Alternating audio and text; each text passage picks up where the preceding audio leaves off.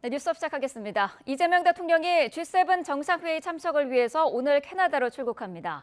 취임 후 불과 10여일 만인데 대통령실은 멈춰있던 정상외교를 복원하는 출발점이라고 평가했습니다. 홍민기 기자입니다.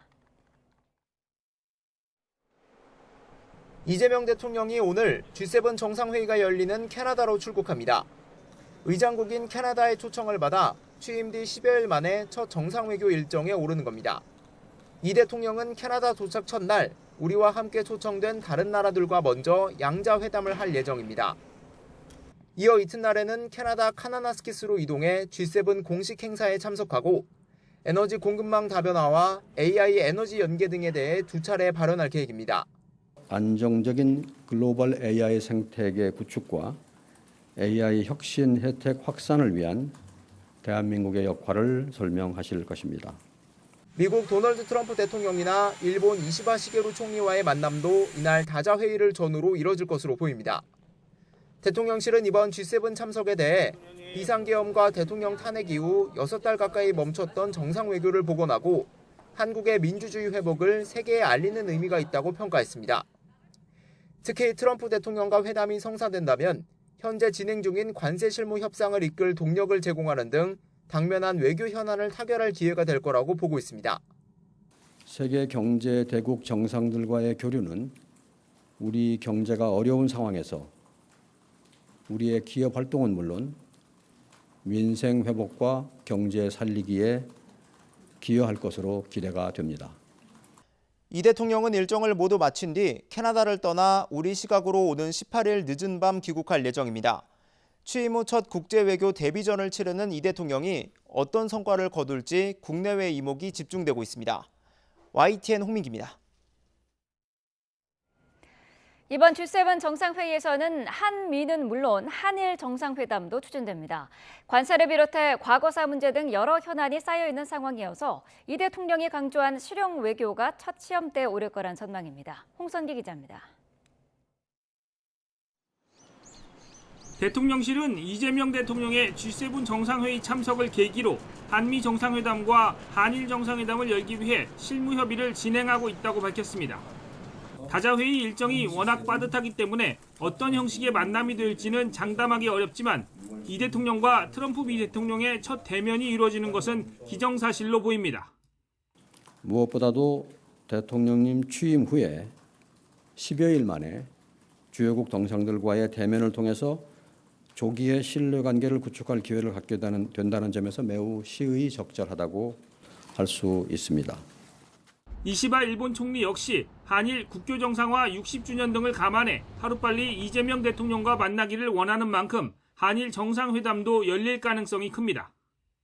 日韓首脳会談というものはなるべく早急に行う方が良いし、それはシャトル外交の重要性というのは韓国がどのような政権であっても変わることはないと。 이재명 대통령 입장에서는 취임 2주도 안 돼 주요국 정상과 만나는 기회지만 호락호락한 데뷔전을 기대하기는 어렵습니다. 우리나라가 정상외교 무대에 서지 못한 6개월 사이 산적한 외교 현안이 녹록지 않기 때문입니다. 다만 이재명 대통령은 국익을 우선하는 실용 외교를 강조했지만 북핵 위협과 북러 밀착 상황에서 한미동맹은 물론 한미일 공조가 꼭 필요하다는 점을 누구보다 잘 알고 있습니다. 굳건한 한미 동맹을 토대로 한미일 협력을 다지고 주변 국가의 관계도 국익과 실용의 관점에서 접근하겠습니다. 특히 미국의 경우 이미 관세 폭탄은 물론 한미 방위비 재협상 가능성에다 미중 갈등 속에서 확실한 입장 정리를 요구하고 있는 상황에서 묘수를 찾는 게 쉽지는 않을 것이라는 분석입니다. 게다가 남북관계 개선까지 추진하는 이재명 대통령 입장에서 어떤 방식으로 실용외교의 밑그림을 꺼내놓을지 이번 순방에 관심이 쏠리고 있습니다. YTN 홍선기입니다. 이재명 대통령이 국가안보실 1, 2, 3차장과 AI 미래기획수석을 임명했습니다. 정상외교를 뒷받침할 국방과 외교 통상 전문가들이 발탁됐습니다. 보도에 한동호 기자입니다. 국가안보실에서 국방을 담당하는 1차장에 김현종 전 지상작전사령부 참모장이 임명됐습니다. 김현종 1차장은 문재인 정부에서 청와대 국방개혁 비서관을 맡고 5 군단장을 지냈습니다. 군 정책 분야에 경험이 풍부한 인물입니다. 대한민국 안보 역량 강화는 물론이고 우리 군의 개혁을 이끌 적임자입니다. 외교 분야를 맡는 안보실 2차장엔 이뭉순 현 주 캐나다 대사가 발탁됐습니다. 대미 외교 경험이 풍부한 임 2차장은 G7 정상회의가 열리는 캐나다에서 곧바로 합류할 예정입니다. 경제통상 분야를 담당하는 3차장엔 국내 최초 여성 주교황청 대사인 오현주 씨가 임명됐습니다. 오 3차장은 개발협력 업무에 밝고 다자 외교 경험이 풍부한 직업 외교관입니다. 이 대통령은 G7 정상회의 참석을 계기로 안보실 인사를 단행한 것으로 보입니다. 이재명 대통령은 G7을 계기로 대한민국의 민주주의, 정상외교, 경제통상협상의 복원이 시작됐다라고 말씀하셨습니다. 이 대통령은 또 신설된 AI 미래기획수석엔 하정우 네이버 클라우드 AI 혁신센터장을 낙점했습니다. 대통령실은 오광수 민정수석의 낙마로 공석이 된 민정수석 자리에 대해선 신중을 기해서 다소 시간이 걸리더라도 새 적임자를 준비하겠다고 밝혔습니다. YTN 한동우입니다. 새 정부의 국정과제 로드맵을 마련할 국정기획위원회가 본격 출범합니다. 국정기획위는 오늘 정부 서울청사 창성동 별관에서 현판식을 열고 이재명 정부의 100대 국정과제를 정리하고 과제별 5개년 추진계획을 마련하는 업무에 돌입하게 됩니다. 국정기획위는 이한주 민주연구원장이 위원장을 맡고 김용범 대통령실 정책실장과 진성준 민주당 정책비원장, 방기선 국무조정실장이 당연직으로 합류했습니다. 임명 직후부터 3대 특검은 휴일도 없이 인선과 사무 공간 확보에 속도를 내고 있습니다. 조은석 내란 특검은 대한변호사협회에 특검보 추천을 요청했고 공수처장과도 면담했습니다. 김명수 기자가 보도합니다. 내란 특검은 파견 검사 60명을 포함해 최대 260여 명으로 꾸려집니다. 메머드급 수사팀을 이끌게 될 내란 특검의 특검보는 김건희, 최상병 특검보다 2명 많은 6명을 둘 수 있습니다. 특검이 8명의 후보자를 올리고 대통령은 6명을 임명하는 구조인데 조은석 특검이 이 가운데 일부를 대한변호사협회에 추천해달라고 요청했습니다. 이에 따라 변협은 후보군을 선발해 인사검증을 거쳐 오는 17일까지 추천하기로 했습니다. 조 특검은 오동훈 공수처장도 만나 인력 파견과 청사 등 시설 이용에 대해 논의했습니다. 김건희 여사 관련 의혹을 수사할 민중기 특검 역시 휴일을 반납하고 직접 사무 공간을 물색했습니다. 민 특검은 부장판사 출신 문홍주 변호사를 면담한 걸로 알려졌는데 인선과 관련한 YTN 취재진 질문에 아직 준비 중이라 답변하기 어렵다며 어느 정도 모양이 갖춰지기까지 배려해달라고 밝혔습니다. 최상병 사건을 수사하는 이명현 특검도 공식 출범 준비에 속도를 내면서 이른바 3대 특검의 사무실과 인선의 대체적인 윤곽이 조만간 드러날 걸로 보입니다. YTN 김명수입니다. 이런 가운데 오늘 윤석열 전 대통령의 내란 우두머리 혐의 형사재판 7번째 공판이 열립니다. 윤 전 대통령 부부를 겨냥한 3대 특검 임명에 대한 언급이 있을지 주목됩니다. 한현희 기자가 보도합니다. 윤석열 전 대통령의 내란 우두머리 혐의 7차 공판이 오늘 진행됩니다. 3대 특검이 임명된 뒤 처음으로 법정에 출석하는 만큼 윤 전 대통령이 관련한 입장을 밝힐지 주목됩니다. 지난 3차 공판부터 지상 출입구로 공개 출석하고 있는 윤 전 대통령은 다만 현안과 관련한 질문에는 침묵을 지키고 있습니다. 대선 결과 어떻게 보셨나요? 거부권 행사했던 특검 출범 앞두고 있는데 어떤 입장이십니까? 7차 공판에서는 계엄 당시 김철진 국방부 장관 보좌관과 계엄사 기획조정실장을 맡았던 이재식 합참 전비태세 검열 차장에 대한 증인 신문이 진행됩니다. 윤 전 대통령을 비롯해 내란 혐의 재판이 6개월째 이어지는 가운데 핵심 피고인들의 구속기간 만료도 임박했습니다. 가장 먼저 구속됐던 김용현 전 국방부 장관의 경우 오는 26일로 법정 구속기간 6개월이 만료되고 비교적 늦게 구속된 노상원 전 국군정보사령관 역시 다음 달 초면 만기 석방됩니다. 형사소송법상 형이 확정되지 않은 미결 수용자 신분인 피고인은 1심에서 최장 6개월까지 구속할 수 있습니다. 이 구속기간이 만료되면 재판 중이어도 석방되고 같은 혐의로는 재구속이 불가능합니다. 다만 검찰과 법원은 석방 대신 보석으로 풀어주는 방안을 검토하고 있습니다.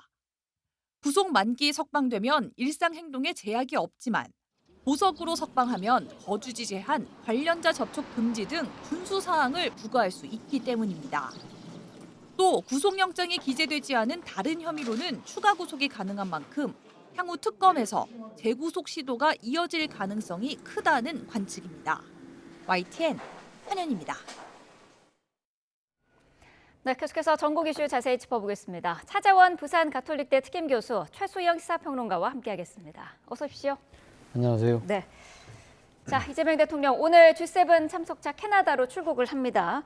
그야말로 초고속 외교 일정인데 위성락 안보실장의 발언을 보면은 국가 정상화를 알리는 차원에서라도 좀 빠른 그런 대처가 필요했던 것 같아요. 어떻게 보시나요? 지난 12월 3일 비상계엄으로 인해서 대한민국의 민주주의가 상당히 취약한 상태가 아닌가라고 많은 외국에서 느꼈습니다. 네. 바로 그런 측면에 대해서 보았을 때라도 지금 대통령 취임한 지 불과 열흘밖에 한 12일밖에 안 됩니다만 이재명 대통령 입장에서는 대한민국의 민주주의가 복원됐다는 것을 주요 정상들에게 알릴 필요가 있다고 아마 판단을 한 것 같고요. 네. 그리고 또 그동안 지금 7개월 가까이 정상회의가 공백이었잖아요.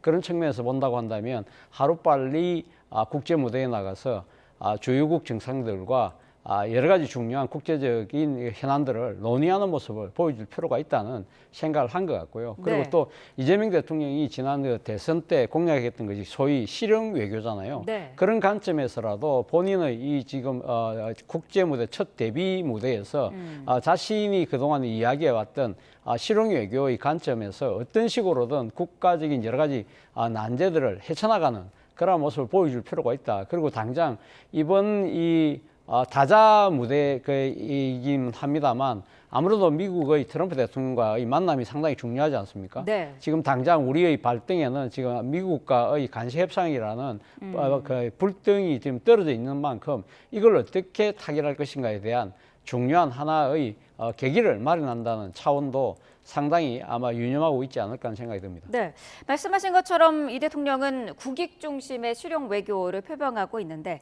첫 국제 무대에서 이 구상을 어디까지 펼쳐놓을까 이 부분도 관심이거든요. 그렇습니다. 지금 말씀하신 것처럼 사실 지금 이재명 대통령은 그 김대중 대통령 이래 그러니까 취임하자마자 양자 외교가 아니라 다자 외교로 국제 무대에 데뷔하는 두 번째 대통령입니다. 그만큼 네. 사실 좀 기존의 패턴과는 좀 다른 양상으로 국제 무대에 데뷔하는 거죠. 원래 이제 양자회담, 그러니까 한미, 한중, 한일 정도를 한 다음에 이제 국제 무대에 가는 게 관례였는데 그런 게 없이 바로 이제 다자에서 데뷔전을 치르다 보니까 아무래도 이제 양자를 어떻게 할 것이냐에 대한 그런 부담도 있을 테고 할 텐데 저는 한 말씀만 드린다면은 가장 다자에서 중요한 거는 성과보다는 안정감을 저는 보이는 게 가장 중요하다. 왜냐하면 모든 정상들이 이제 첫 만남인데 네. 첫 인상을 어떻게 주느냐가 중요하지 바로 첫 만남과 회의에서 성과를 도출한다 쉽지는 않고요. 그다음에 더더군다나 이제 다자 무대에서의 또 양자 외교라는 거는 사실상 그 전에 이제 어젠다를 다 조율을 하지 않습니까? 네. 정상이라는 게 돌출된 이슈를 갖고 회담하는 경우는 없어요. 사전에 조율하는 건데 그 조율이 좀 미진하다면 아무래도 거기서는 그냥 인상만 좋게 하고 나오는 게 저는 정답이라고 생각하고요. 네. 어쨌든 지금 이 문제에 의해서 이제 그 이재명 대통령은 이제 다자회계에서도 굉장히 대비를 하는데 사실 데뷔전 치르는 것도 이 모든 대통령들이 사실 그 데뷔전 역대 역사가 48.5일이었는데 네. 11일 만에 데뷔전을 치러요. 그래서 저는 그 항상 이제 이재명 대통령이 실용을 얘기하다 보니까 결과를 생각하실 수 있는데 그것보다는 오히려 안정감을 주고 한국이 돌아왔다는 신호를 국제사회에 정확히 전달하는 것 이게 저는 더 필요하다고 생각이 됩니다. 네, 이달 말쯤에 열리는 나토 정상회의도 원래는 불참하기로 이제 결정을 했다가 긍정적으로 좀 참석하는 쪽으로 고려를 하고 있는 것 같아요. 어떤 이유가 있을까요? 글쎄요, 뭐 지금 이 정부 내 소위 자주파라고 이야기하는 세력 쪽에서 아마 이 지금 나토 정상회의 자체가 사실은 군사 안보 조약에 토대를 둔 회의인 만큼 네. 어떻게 보면 그러니까 대한민국이 섣불리 이렇게 발을 담글 경우 상당히 그러니까 이 뭐랄까요, 이 이념적인 차원에서 일종의 대결 국면에 한국이 최첨단, 그러니까 최전선에 서는 거 아니냐. 물론 우리나라가 지금 나토 정상회의에 참여한 지가 벌써 이번에 가게 되면 4번째 가는 것이기 때문에 네. 뭐 그런 시각으로 볼 필요는 없다는 이야기가 있습니다만 아무래도 이 지금 나토 정상회의가 확대되고 하는 부분들은 우크라이나 전쟁으로 인한 그런 부분들 때문에 상당히 그러니까 IP라고 해서 네. 인도 태평양까지 확산이 되는 그런 차원이 있기 때문에 섣불리 이 나토 회의에 갔을 경우에 소위 말해서 대러시아, 대중국과 관련된 일종의 견제 구도 속에 한국이 그러니까 나선데 그 중에서도 이재명 정부가 거기도 같이 동참하는 경우에는 상당히 앞으로 우리가 지금 러시아와의 관계, 중국과의 관계 개선에도 상당히 걸림돌이 되는 거 아니냐. 그런 측면 때문에 아마 이 자주파 입장에서는 그것을 만류했던 기류가 강했던 것 같아요. 그런데 네. 앞서 제가 말씀드린 것처럼 이재명 대통령은 말 그대로 국익 중심의 실용주의를 지금 외치고 있기 때문에 그런 측면에서 봤을 때라도 일단 이런 다자간 정상 무대 회의에 가서 이번에 뭐 G7은 갑니다만 이 나토 정상회의에는 유럽 중심의 지금 현재 조약기구이기 때문에 네. 이 유럽 정상들과의 관계 개선 뭐 이런 부분들이 상당히 중요한 측면이 있고 또 실용적인 측면에서 본다고 한다면 지금 나토 특히 이 폴란드를 중심으로 한 몇몇 국가들이 우리나라의 방산과 관련된 주요 하나의 교육 대상으로 떠올랐잖아요. 네. 뭐 그런 측면도 지금 가능한 것이고요. 그리고 또 이번 체코와의 원전 타결 이런 부분들을 봤을 때라도 아마 원전 수출 뭐 이런 측면도 아마 상당히 고려를 했지 않았을까 하는 생각이 듭니다만 무엇보다도 중요한 부분은 대한민국이 지금 위상에 걸맞는 국제적 역할을 다하겠다는 그러한 다짐을 하는 측면에서라도 아마 중요하게 이 회의를 바라보고 있는 것 같습니다. 네, 나토 참석이 필요하다는 건 야당도 같은 입장이었던 것 같아요. 그렇습니다. 그러니까 G7 같은 경우에는 이제 선진국과 뭐 경제 블록의 형태를 띈다면 나토는 진영 블록의 형태를 띱니다. 자유진영의 어떤 그 유럽 자유진영의 대표라는 그런 진영 블록을 띄기 때문에 여기에 가서는 국가 간 이념적 요인이 그 변수가 안 될 수가 없는 거죠. 그러다 보니까 당장 나토와 반대되는 입장에서 있는 러시아, 특히 뭐 러시아나 중국 마찬가지입니다만 그러다 보니까 여기에 대해서 좀 위험한 시그널을 줄 수 있는 게 아니냐는 일각의 우려가 있습니다만 그렇지는 않습니다. 정상회의에서 다자회견은 기회만 생기면 최대한 참석하는 게 기회비용 측면에서 매우 유리합니다. 이건 뭐 그 세계 외교와의 법칙이고요. 더더군다나 우리가 늘 참석하다가 참여하지 않는다면 이른바 눈에 띄는 부재가 될 수 있어서 그것은 오히려 국제사회에 각인 효과를 줄 수가 있습니다. 그렇다면 왜 안 왔을까라는 어떤 그런 의구심을 줄게 한다면 그거는 한국이 돌아왔다는 신호와는 또 배치되는 그런 부분이기 때문에 저는 뭐 당연히 좀 무리하더라도 일정이 좀 피곤하고 여러 가지 말하자면 취임한 지 얼마 안 돼서 다자를 가야 되는 게 어렵긴 한다 하더라도 또 G7에서 다자회견을 한번 경험해 왔기 때문에 나토에서는 조금 더 세련미를 과시할 수가 있다고 보고요. 특히나 이제 앞으로 우리가 나토는 우리가 이제 대중에서부터 좀 나와가지고 우리가 새롭게 또 개척해야 될 시장의 영역이기도 합니다. 그런 측면에서 우리 입장에서는 국익과 연관되었다고 할 수 있는 충분한 이유가 있기 때문에 저는 어찌됐건 지금 G7을 다 갔다 오고 나서 그 다음에 이제 그 나토로 향하는 것은 오히려 저는 이재명 대통령의 국제 무대 그 이른바 데뷔를 좀 더 알릴 수 있고 각인시킬 수 있는 좋은 효과가 될 수도 있겠다 그런 생각이 듭니다. 네.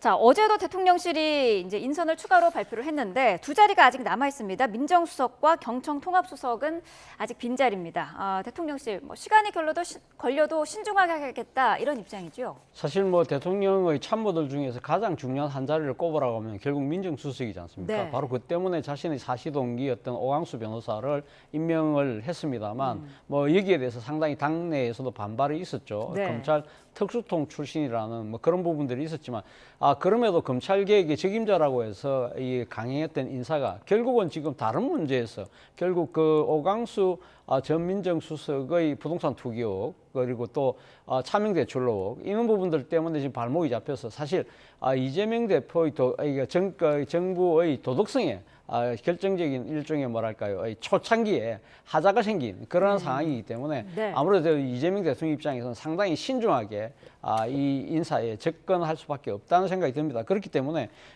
지금 어제 대통령실 관계자 이야기로는 민정수석의 자리의 중요성을 새삼 확인을 했다는 것이고요. 그래서 시간이 걸리더라도 신중히 인선을 하겠다는 입장입니다. 그런데 문제는 상당히 도덕성도 갖추는 사람도 그러니까 찾을 필요도 있지만 또 하나는 지금 가장 중요한 문제가 검찰개혁, 이걸 또 더 나아가서 사법개혁인데 여기에 과연 능력이 있는 사람까지 지금 이제 골라야 되기 때문에 네. 그런 부분들에 있어서 상당한 시간이 걸리는 것이 아닐까라는 생각이 듭니다. 네.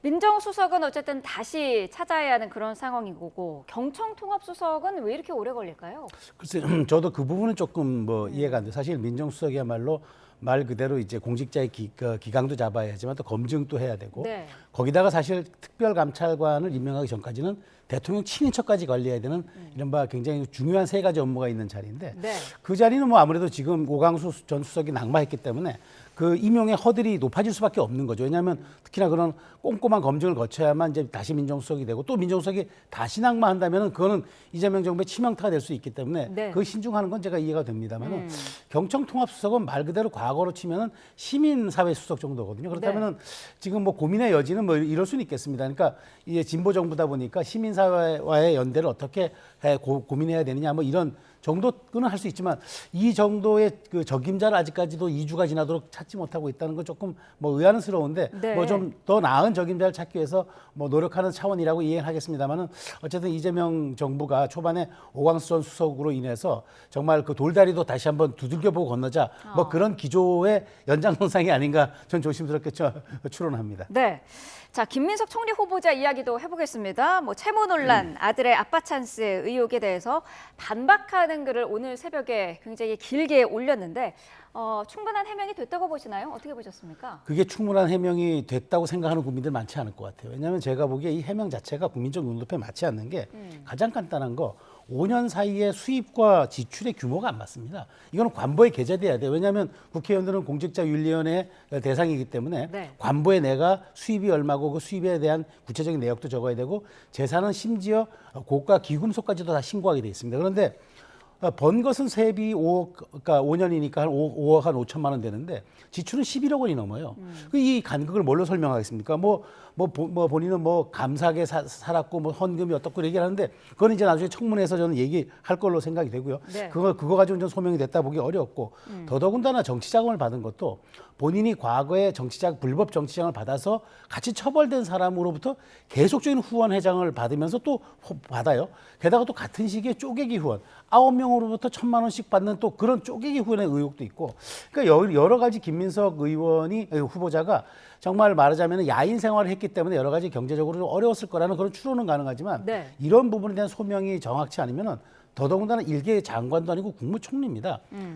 이재명 정부의 초대 국무총리가 이 정도의 도덕적 흠결과 윤리적 기준 그리고 정치적인 이런 논란을 가지고 출발한다 그러면 상당 부분 제가 보기에 부담될 수밖에 없다는 생각이 들어서 네. 저는 물론 청문회에서 소명된다고 하지만 뭐 아들 의혹까지는 제가 거론하지 않겠습니다. 이건 뭐 다시 다루더라도 너무나 제기되는 의혹에 대해서 지금 해명하는 이 과정이 좀 부실해 보인다. 그런 측면에서 야당의 공세와 국민적 눈높이라는 잣대를 과연 피할 수 있을 것이냐? 네. 저는 상당히 의문이 듭니다. 오늘의 그 새벽 글이 끝이 아니라 순차적으로 계속 글을 올리겠다는 그런 예고를 한 것 같은데 어떻게 보셨습니까? 일단 뭐 김민석 후보자 입장에서는 자기 나름의 소명을 아마 열심히 한다는 뭐 그런 그 차원에서 오늘 아마 글을 올린 것 같아요. 사실 네. 며칠 전에 사실은 뭐 어제 예고했던 날짜가 사실 어제였거든요. 네. 그렇기 때문에 사실 그 왜 이 입장을 밝히지 않을까라고 했습니다만 아마 여러 가지 자료를 찾고 뭐 이 해명 근거를 뭐 만드는데 시간이 좀 걸렸던 모양입니다. 그런데 저는 오늘 새벽에 올린 글 중에서 주목되는 부분이 네. 이 지금 뭐 시급한 순서대로 채무를 다 갚았고 어떤 불법도 없다고 이야기를 하면서 지금 그러니까 새로 나온 이야기가 세비 및 기타 소득이라는 이야기를 했거든요. 네. 그러니까 지금 그러니까 이 많은 사람들이 이야기했을 때 세비 말고 지금 뭐 다른 소득도 없는데 어떻게 그럼 이 많은 돈들 추징금도 갚고 그리고 또 재산 늘었느냐 그런 의혹을 제기하잖아요. 그래서 다른 하나의 이 소득의 근거로 기타 소득을 제시를 했는데 과연 이런 부분들이 납득이 될 수 있을까? 저는 좀 고개가 갸웃거려져요. 네. 소위 세무 이 당국 입장에서 기타 소득이라는 것은 지속적인 소득을 이야기하는 것이 아닙니다. 일시적으로 가끔씩 생길 때 그리고 또 액수가 그렇게 많지 않은 걸 갖다가 기타 소득이라고 하지 지속적으로 되고 액수가 많을 경우에는 사업 소득으로 분류를 하는 것이거든요. 그렇기 때문에 이러한 부분들을 과연 어떻게 이 자신의 그러니까 이 지금 액수가 이거 미스매치 되는 부분을 이렇게 설명할 수 있을까? 이런 부분들을 청문회에서 결국은 지금 다 낱낱이 밝힐 수밖에 없는데 네. 이런 부분들에 대해서 자신이 준비된 여러 가지 근거를 제시할 수 있느냐의 부분인 것이고요. 그리고 또 뭐 지금 본인의 뭐 지금 학위와 관련된 여러 가지 이유 중에 그 보면 뭐 정치를 하면서도 이런 어려운 학위를 땄다고 뭐 이렇게 이야기하시는 분들이 꽤 계시잖아요. 여기에 대해서도 어려운 학교를 정식으로 다녔다. 별도의 네. 증명 자료가 다 있다고 했는데 결국 이 자료를 결국은 국회에 제출할 수밖에 없지 않겠습니까? 네. 그러면 이런 부분들에 있어서 검증 차원에서 문제가 제기됐을 때 아니면 뭐 이거 문제가 없다고 한다면 그냥 넘어갈 수 있는 것인데 결국 국회 청문회에서 오늘 새벽에 이야기했던 부분들을 과연 어떠한 증거로 뒷받침할 수 있느냐가 아마 최대의 관건이 되지 않을까 하는 생각이 듭니다. 네, 청문회 일정을 잡아야 할 텐데 국민의힘은 통상적인 총리의 청문회 일정이 이틀인데 이걸로는 부족하다. 지금 검증할 게 너무 많다 이런 입장이지 않습니까? 그렇죠. 민주당이 야당일 때 그러니까 방통위원장 검증과 KBS 사장 청문회 때 3일을 했지 않았습니까? 네. 사실 일부 장관급 후보자와 그다음에 KBS 공영방송 사장 후보자를 그때 이제 거의 뭐 24시간 풀타임을 넘어갈 정도로 그렇게 혹독하게 신고식을 치르고 검증을 했는데 검증의 잣대 들이댔는데 물론 뭐 제가 보기에 하루 이틀 사이에 법적으로 규정된 이틀 사이에 김민석 후보자의 그런 어떤 의혹과 여러 가지 지금 논란에 대해서 소명이 됐다. 그다음에 뭐 야당의 추궁에 대해서 적절한 반박이 있었다. 그러면 저는 이틀 동안 하는 게 맞죠. 그런데 법적으로 규정된 거니까. 그런데 끊임없이 제기된 논란에 대해서 시간 벌기로 일관하거나 혹은 뭐 추후 제출하겠다 아니면은 뭐 나중에 그건 확인되는 대로 말씀드리겠다 하면서 시간을 벌어서 결국 청문 절차만 통과시키겠다는 그런 자세와 태도가 있다 그러면은 전 당연히 그건 연장을 해야 된다는 게 맞아요. 왜냐하면 민주당이 가혹하게 야당일 때 여권에 들이댔던 잣대를 왜 여당이 돼서는 그 잣대를 못 받습니까? 더군다나 일개 장관도 아닌 국무위원도 아닌 국무총리입니다. 장관에 대해서 인사 제청권을 갖고 있는 우리 헌법에 보장된 그런 분에 대해서 말하자면은 구렁이 담 넘어가도 넘어가서는 안 된다는 얘기죠. 그러니까 네. 야권이 제기하는 거는 꼭 사의를 해야 된다, 나흘 해야 된다 이 얘기가 아니라 소명이 부족할 경우에는 반드시 날짜에 국한하지 말고 조금 더 우리 국민들이 소명에 대해서 들을 수 있고 설득력 있는 대안을 내놓을 수 있는 설명을 들을 수 있는 그런 기회장을 여권이 제도적으로 좀 마련하다 이런 취지이기 때문에 네. 저는 지금 이 문제를 가지고 여기에 결론 낼 건 아니고요. 상황을 보면서 저는 민주당이 좀 유연하게 판단해줘야 최소한 내로남불이라는 소리는 좀 듣지 않지 않겠습니까? 네, 이한주 국정기획위원장에 대해서는 부동산 투기 의혹이 이제 불거진 그런 상태인데 국정기획위원회가 오늘 사실 출범하지 않습니까? 어떻게 보고 계세요? 아무래도 뭐 지금 이한주 지금 국정기획위원장의 지금 부동산 투기 논란 부분과 관련해서 아마 정부 차원에서 검증이 제대로 되지 않았을 거예요. 왜냐하면 이것이 그러니까 이 하나의 뭐랄까요 아주 그 계속적으로 지속되는 그러니까 이 직위가 아니라 한시적으로 지금 운영되는 자리일 수밖에 없는 것이고 또 하나는 이재명 대통령이 사실 40년 전부터 알고 지낸 사이이기 때문에 이런 부분에 대해서 아마 이 지금 대통령실 차원에서의 검증 뭐 이것이 우리가 앞서 이야기했던 민정수석이나 뭐 총리처럼 이렇게 아주 치밀하게 아마 이 검증은 하지는 않았을 거예요. 그렇기 때문에 이런 의혹들이 지금 불거질 수밖에 없는 뭐 그런 구조적인 문제가 있었다는 것이고요. 네. 그리고 또 하나는 지금 이 국정기획과 관련된 부분이 상당히 좀 시급한 과제잖아요. 그 인수위가 없이 출범한 정부이기 때문에 이걸 대체하는 사항이기 때문에 사실 이런 의혹이 지금 불거졌다는 것이지 이거 실제로 확인된 것은 아직 완전히 아니기 때문에 아마 모르긴 몰라도 관계 당국에서는 이런 부분들을 아마 검증을 하고 있지 않을까 하는 저는 생각이 저는 듭니다만 네. 어쨌든 지금 이 계획된 일정을 그대로 밀고 갈 수밖에 없는 상황이면은 지금 뭐 그 한계가 분명히 있다는 것이죠. 그럼에도 불구하고 제가 생각했을 때는 이한주 위원장의 이번 이 드러난 의혹만으로도 사실 본인이 이야기했던 말과 행동이 너무 다르다. 그리고 또 국민적 정서의 입장에서 봤을 때도 상당히 좀 미스매치가 나는 부분이 아주 심각하게 드러날 수밖에 없다는 것이죠. 예를 들면 뭐 지금 영등포 상가 두 채를 아주 뭐 그때는 좀 아주 그 싼 가격에 샀다고 합니다만 그거를 갖다 어린이날 선물로 애들에게 두 아들에게 지금 등기 이전을 해줬다. 이런 부분들은 상당히 이재명 정부가 지향하고 있는 여러 가지 불로소득에 대한 원천 차단 이런 부분들과는 상당히 좀 안 맞는 그런 부분이 있기 때문에 네. 일단 지금 위원회는 오늘 정식 출범합니다만 네. 이런 의혹들이 실제로 진짜 명백하게 드러났을 경우에는 이재명 대통령께서 상당히 이 문제를 아주 이 지금 예의주시할 필요가 있겠다는 생각은 듭니다. 네, 각 당의 상황도 짚어보겠습니다. 민주당은 어제 원내 지도부 구성을 완료를 했습니다. 초재선 친명계 의원들이 어쨌든 좀 전면 배치된 그런 부분들이 눈에 들어오던데 어떻게 평가하고 계시나요? 네, 그러니까 탕평 인사를 한 것 같습니다. 그러니까 민주당 이제 김병기 의원이 아무래도 이제 친명으로 분류는 되지만 네. 실질적으로 이제 본인이 얘기한 대로 이재명 정부의 1년 성과 1년이 결국은 골든 타임이 될 수밖에 없는데 여기에 대해서 너무나 이념이라든가 또 강성 지지층의 이런 것들을 강조하다 보면 아무래도 이제 이재명 대통령이 강조하는 통합이라든가 그다음에 실용 성과 이런 것들은 퇴색될 수밖에 없으니까 아무래도 이제 원내 부대표단도 보니까 뭐 강원, 뭐 호남 이렇게 다 좀 분류한 것 같고 그다음에 네. 계파색도 좀 옅게 이렇게 뭐 친명계, 그러니까 친문계 의원이었던 이기현 의원 같은 경우도 비서실장 임명하고 그러니까 약간 계파색을 초월한 것 같아요. 결국 이래서 170여 명에 가까운 이제 거대 이제 여당을 좀 약간 말하자면은 이제 그 좀 이렇게 좀 뭐랄까 아주 좀 본인들이 좀 이렇게 잘 꾸며가지고 가겠다. 그러니까 개파도 탕평도 이렇게 좀 잘 이렇게 해가지고 가겠다는 그런 생각을 한 것 같아요. 그런데 가장 중요한 건 제가 보기에 어찌됐건 그 6개월간의 가장 중요한 골든타임에서 입법 독주를 하지 않고 그다음에 야당의 정치적 공간을 좀 열어주는 것 그런 과정을 통해서 결국 이재명 대통령이 우상호 정무수석을 임명하는 이런 과정을 통해서 뭔가 야당과의 협치 이런 것들을 강조하는 것들을 결국 여당의 원내대표가 협조하거나 열어주지 않으면 성과를 낼 수 없기 때문에 이제 그런 부분들을 강조하기 위한 일종의 첫 발걸음인 것 같은데 중요한 건 결과 아니겠습니까? 이렇게 의도도 중요하고 이런 배치도 중요하지만 가장 더 중요한 건 결과이기 때문에 이 부분을 김병기 신임 원내대표가 굉장히 좀 고심을 해야 될 것 같다는 생각이 듭니다. 원내 부대표단 16명의 구성을 보니까 지역별로 좀 안배를 두루시켰다. 이걸 봤을 때 내년 지방선거를 대비하는 건 아니냐 이런 평가도 나오더라고요.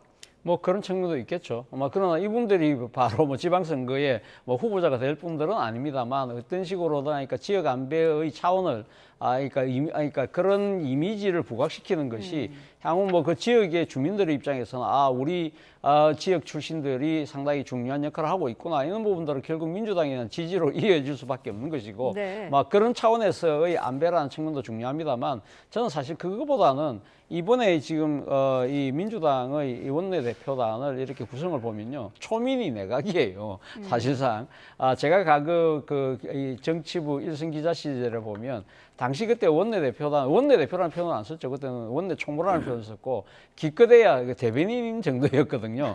그 정말 상당히 그러니까 아주 단촐한 규모였는데 요즘은 정말 다양한 이런 직책을 지금 이렇게 부여를 해가지고 사실 거의 모든 것을 통합하는 당내의 모든 일들을 하나의 당내 원내대표단으로 수렴시키는 그런 구조를 만들고 있다는 것이죠. 저는 그것이 지나치다는 말씀을 드린다는 것이 아니라 제가 드리고 싶은 이야기는 그만큼 집권 여당으로서 입법을 통해서 대통령의 민생과 개혁을 뒷받침하겠다는 그런 의지로 읽힐 수 있다는 차원에서 앞서 말씀하셨지만 이러니까 대규모 이 원내대표단에 걸맞는 성과를 가해낼 수 있느냐가 가장 중요한 것이 아닐까라는 생각이 듭니다. 네, 오늘은 또 국민의힘이 새 원내대표를 선출하는 날인데 3파전 구도가 형성이 됐습니다. 대부분의 언론에서는 개파와 지역의 대결 이렇게 보고 있더라고요. 그렇습니다. 그러니까 외견상 보면은 그 지역 간 대결이 맞죠. 일단 수도권에 한 분이 있고 그다음에 PK가 한 분이 있고 TK가 한 분이 있으니까. 네. 그다음에 개파 간 대결도 얼추 보면은 좀 이제 제가 거칠게 분류하면은 이제 친윤이라고 불리는 구주류가 있고 그다음에 친한계가 있고 그다음에 중도 관만파가 있지 않습니까? 네. 그렇다 보면 제가 굳이 숫자를 분류한다면은 아마 이제 구주류로 불리는 분들은 한 30분 정도 되는 것 같고 그다음에 친한계 의원들은 한 20명 정도 되는 것 같고 관망파 의원들이 이제 한 50여 분 되는 것 같은데 제가 보기에 이현승 의원의 마지막 이렇게 출사표, 그러니까 뒤늦은 출사표는 아마 이 관망파 의원들을 좀 보면서 통합과 쇄신이라는 두 글자로 제가 출마 선언을 하지 않았나 싶어요.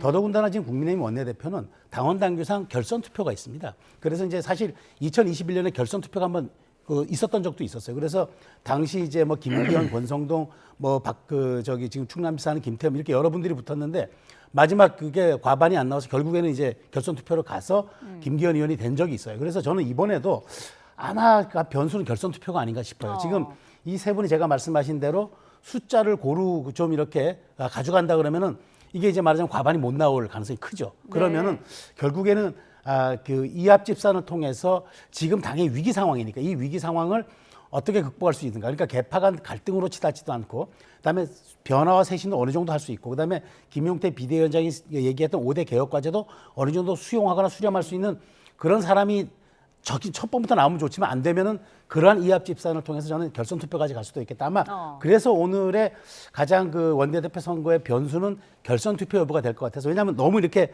세 분 다 지역이라든가 지지하는 기반들이 상이하기 때문에 네. 그런 측면이 오늘 좀 도드라져 보인다고 말씀을 드리겠습니다. 개파 구도에 피로감을 느끼고 있는 그 국민의힘의 의원들이 많기 때문에 누구에게 표가 쏠릴지 알 수가 없다 이런 분석이 많던데요. 예, 바로 그런 차원에서 봤을 때 오늘 지금 당장 열리는 후보자 합동 토론회가 저는 가장 중요한 승부령이 되지 않을까 하는 생각이 듭니다. 네.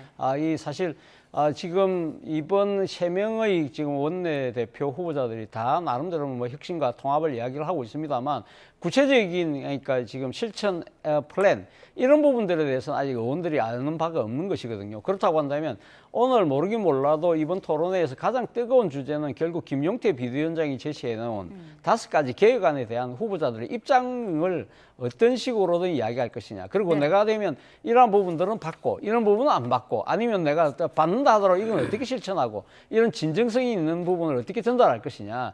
이런 부분들이 아마 저는 의원들의 표심을 가르는 가장 큰 잣대라고 보는 것이기 때문에 네. 만약에 제가 생각했을 때는 뭐 이 지금 뭐 한 후보자가 김용태 비대위원장 안 중에서 이런 거 받지만 이거 안 받는다고 했을 때 반대 이거 다른 후보자는 나는 그것까지 다 받을래요 라고 했을 때 과연 이 의원들은 어떻게 판단할 것이냐. 그러나 전체적으로 제가 생각했을 때는 가장 중요한 부분이 이번은 지난 대선에서 패배도 있고 그리고 어떤 식으로든 당이 혁신하고 새로운 변화의 모습을 보이지 않는다고 한다면 살아남을 수 없다. 그리고 또 하나는 중요한 것이 당을 통합시키는 능력이라고 한다면 사실 모순될 수도 있는 이 가치를 어떻게 조화롭게 만들어 나갈 수 있는 방안을 정말 이 지금 그러니까 이 실천 가능한 비전으로 제시할 수 있느냐.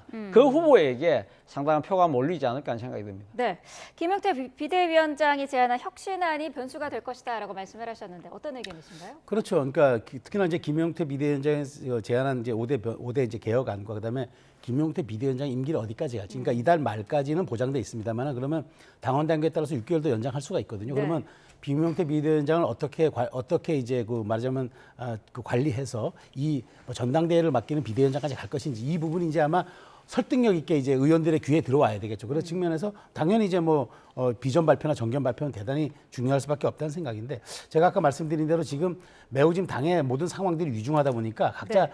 당이 어떤 살기 위해서는 우리가 뭉쳐야 하나, 우리가 쇄신이 먼저 해야 하나, 아니면 우리가 더 단결하고 우리가 단일대로 가야 하나 여러 가지 지금 머릿속에서 그리는 구상들이 있을 겁니다. 그런 구상들에 이제 국민의힘 의원들이 느끼는 일종의 불안감도 있을 겁니다. 네. 과연 우리가 제대로 된 제1당의 지위를 사수할까 이런 것들도 있을 텐데 저는 거기에 대한 불안감도 불안감이지만 결국에는 성찰과 쇄신이 없이 당이 다시 일어설 수 없다는 그 근원적인 이제 문제도 제기하면서 거기에 대한 해법을 제시하는 후보가 아마 의원들의 표심을 잡을 거라고 생각이 드는데요. 네. 어찌됐건 이번 새롭게 선출된 원내대표는 사실상 그 비상대책위원장의 지위도 겸해야 되는 그런 상황이기 때문에 네. 굉장히 중요할 수밖에 없어서 반성, 성찰, 쇄신 플러스 단합까지도 이루어져야 하는 매우 아주 그 고난이도의 그런 어떤 그 정치력을 발휘해야 되는 그런 상황에 봉착했다고 할 수 있겠습니다. 네. 자, 오늘 두 분 말씀 여기까지 듣겠습니다. 차재원 부산 가톨릭대 특임 교수, 최소영 시사평론가와 함께했습니다. 고맙습니다.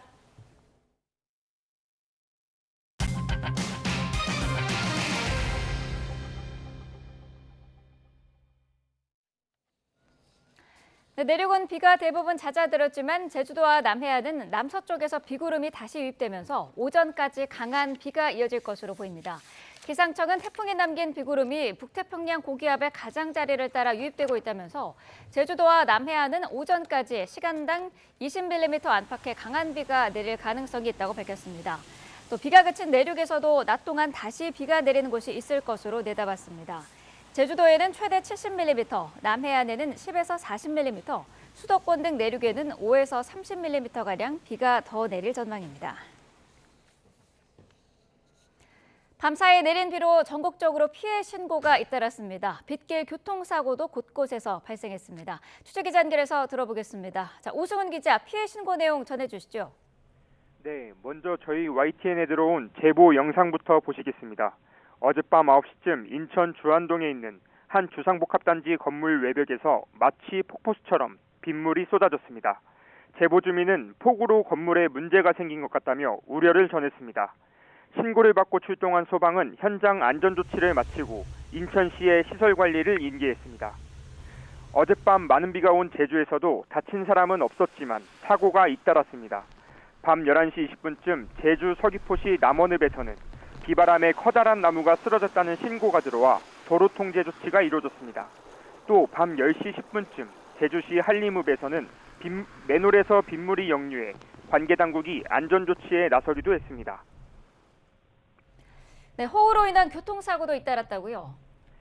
네, 오늘 새벽 2시쯤엔 중부고속도로 하남 방향 청주 강서나들목 인근에서 승용차와 화물차가 충돌했습니다. 이 사고로 화물차 운전자가 다쳐 병원에 옮겨졌고 사고 수습 과정에서 한때 정체가 빚어졌습니다. 경찰은 빗길 미끄럼 사고로 보고 정확한 경위를 조사하고 있습니다. 빗길 단독 사고도 잇따랐습니다. 어젯밤 11시 10분쯤 경부고속도로 부산 방향 오산나들목 부근에서 차 한 대가 빗길에 미끄러져 구조물에 부딪혔습니다. 또 오늘 새벽 1시 10분쯤에는 영동고속도로 강릉 방향 광교터널 인근에서도 유사한 피해가 발생했습니다. 두 사고 모두 다친 사람은 없었습니다. 지금까지 사회부에서 YTN 오승훈입니다.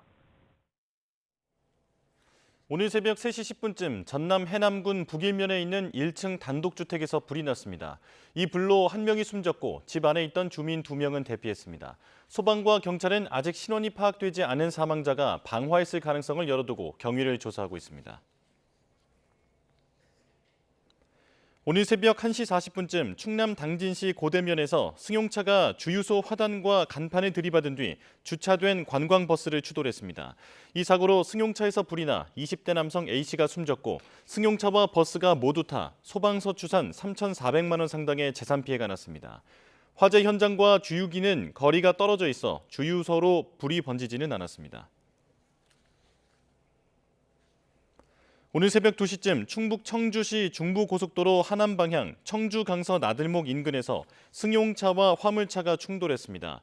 이 사고로 화물차 운전자가 다쳐 병원에 옮겨졌고 사고 수습 과정에서 정체가 빚어졌습니다.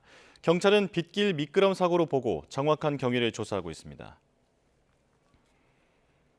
대구에서 스토킹하던 여성을 살해한 40대 남성이 범행 나흘 만에 검거됐습니다. 치밀하게 수사망을 피해 다녔지만 생활비를 구하려 지인에게 연락했다가 덜미를 잡혔습니다. 김근우 기자입니다. 대구 스토킹 살인 사건 피의자 40대 A씨가 수갑을 차고 경찰서로 들어옵니다. 범행 나흘 만에 세종시 조치원읍에서 검거됐습니다. 지인의 창고 근처에서 붙잡혔는데 별다른 저항은 없었던 거로 전해졌습니다. 살인 혐의 인정하십니까? 왜 죽었습니까? 어디에 숨어 계셨어요? 도주까지 계획하신 거예요? 언제부터 준비하셨어요? A씨는 지난 10일 새벽 흉기를 준비해 아파트 외벽 가스관을 타고 피해 여성의 집에 침입하는 등 범행을 용의 주도하게 준비했습니다. 또 세종시 일대로 도망친 뒤에는 차와 휴대전화를 버리는 등 치밀하게 수사망을 피했습니다. 번호판 없는 오토바이를 타고 돌아다니며 카드 대신 현금만 썼고 부친 묘소에 소주병을 둔 뒤 근처 저수지엔 메모를 남겨 투신한 것처럼 속이기도 했습니다. 하지만 돈이 떨어지자 공중전화로 지인에게 연락한 정황을 경찰이 포착했고 잠복 수사 끝에 검거한 거로 전해졌습니다. 보강조사를 마친 경찰은 A씨에 대해 살인 혐의로 구속영장을 신청했습니다.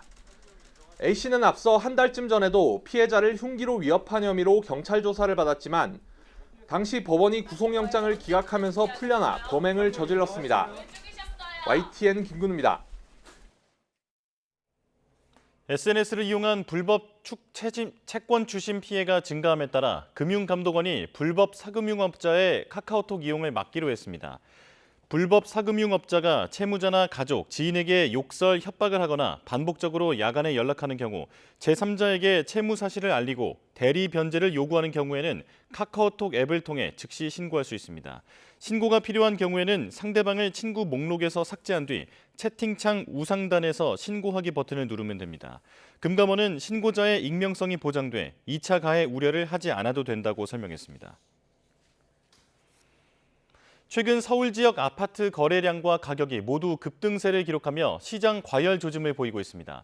기준금리 인하에다 다음 달 시행되는 3단계 스트레스 DSR 규제를 앞둔 막차 수요로 가계대출이 빠르게 늘어나자 금융당국이 오늘 시중은행들을 소집해 긴급 대응에 나서기로 했습니다. 김태민 기자의 보도입니다. 서울 부동산 시장은 지난달부터 거래량과 가격 모두 뚜렷한 증가세를 기록하고 있습니다. 5월 서울 아파트 거래량은 7천여 건으로 신고 기한을 보름 정도 남기고도 이미 한 달 전 수준을 훌쩍 넘었습니다.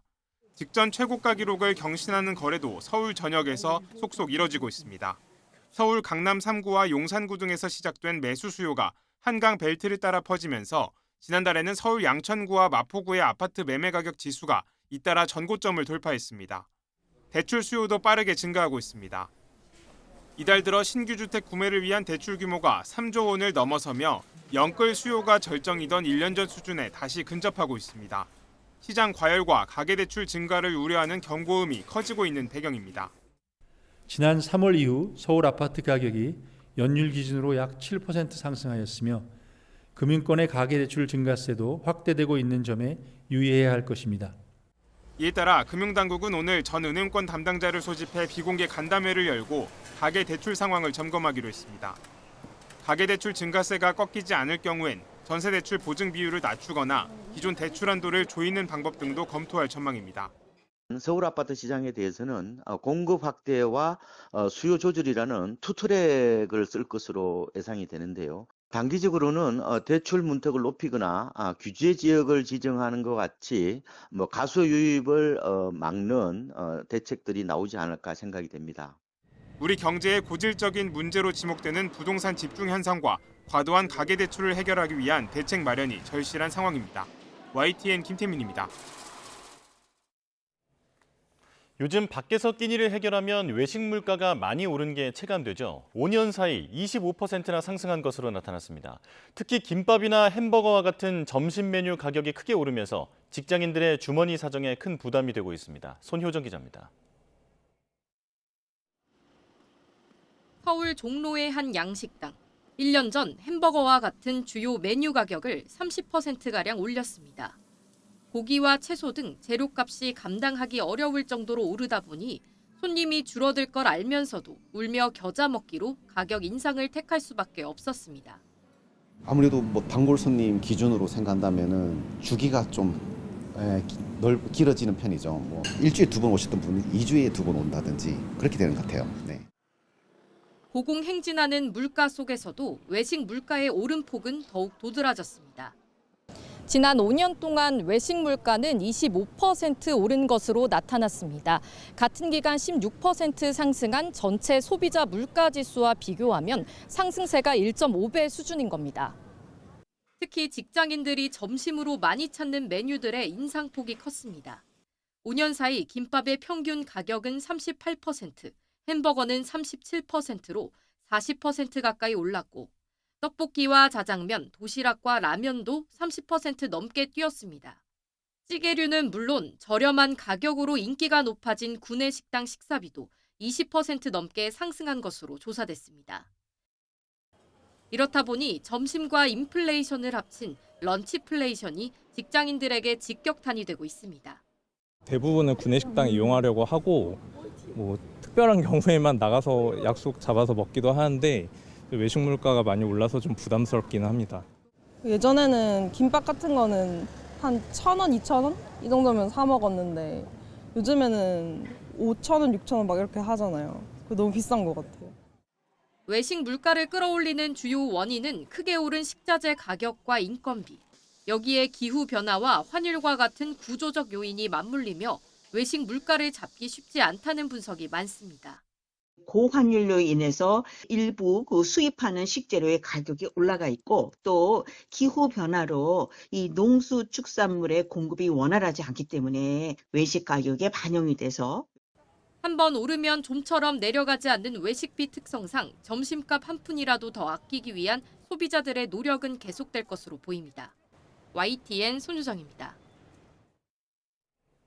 정부가 내수 회복과 경기 활성화를 목적으로 조만간 2025년도 2차 추가 경정 예산안을 발표할 예정입니다.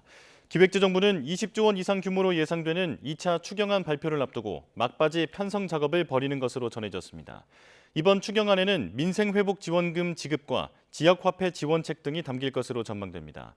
기재부는 또 4월까지 실적을 볼 때 지난해에 이어 세수 결손 가능성이 있는 만큼 추경 편성 과정에서 세입 예산의 연간 목표치를 수정해야 할지도 함께 들여다보고 있습니다.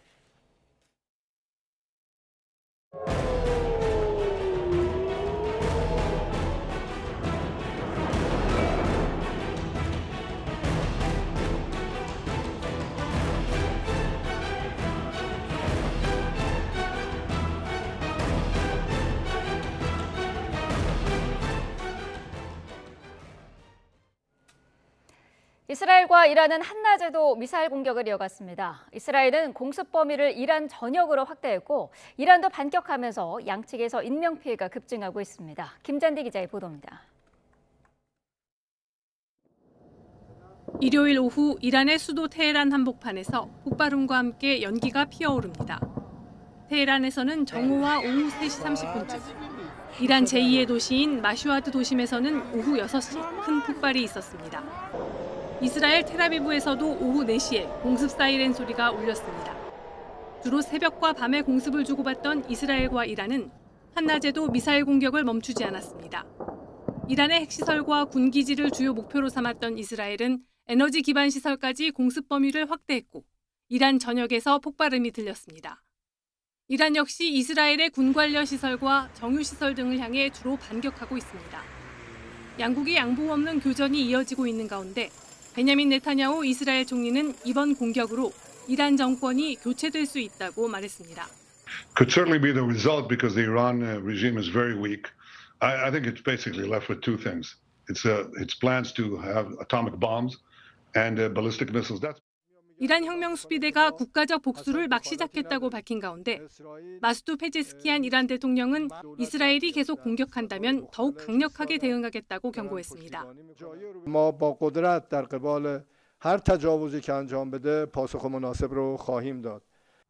양측이 공습을 주고받으면서 인명피해도 갈수록 커지고 있습니다. AP통신은 인권단체의 집계를 인용해 사흘 동안 이란의 사상자가 1,000명을 넘었다고 보도했고 이스라엘 역시 민간인을 포함한 인명피해가 늘고 있다고 밝혔습니다. 이스라엘이 민간인 대피 명령을 내리면서까지 공세를 확대하고 있어서 양국의 갈등이 장기전이 될 수 있다는 우려가 벌써 나오고 있습니다. YTN 김잔디입니다. 네, 이렇게 교전이 격화하면서 두 나라 국민의 불안도 커지고 있습니다. 장기전이 될 거라는 예상이 나오는 가운데 안전한 곳으로 탈출하기 위해 또 생필품을 구하기 위해 나섰습니다. 이경화 기자가 보도합니다. 이스라엘의 기습적인 공습으로 이란 국방부마저 뚫린 뒤 수도 테헤란 곳곳 주유소에는 차량 행렬이 꼬리를 물고 늘어섰습니다. 폭격에 대한 공포로 도시를 탈출하려는 사람들이 몰려들었기 때문입니다. مردم نگرانن و بیشتر این پمپ بنزینا که شلوغه به خاطر اینکه از شهر برن بیرون. کلا کل شهر پناهگاه نداره. جایی فکر نمی‌کنم باشه که مردم بتونن سریع خودشونو به اونجا برسونن. 이스라엘 주민들도 불안하기는 마찬가지입니다. 공습 경보가 울릴 때마다 대피소로 달려가는 나날이 언제까지 이어질지 누구도 알 수 없습니다.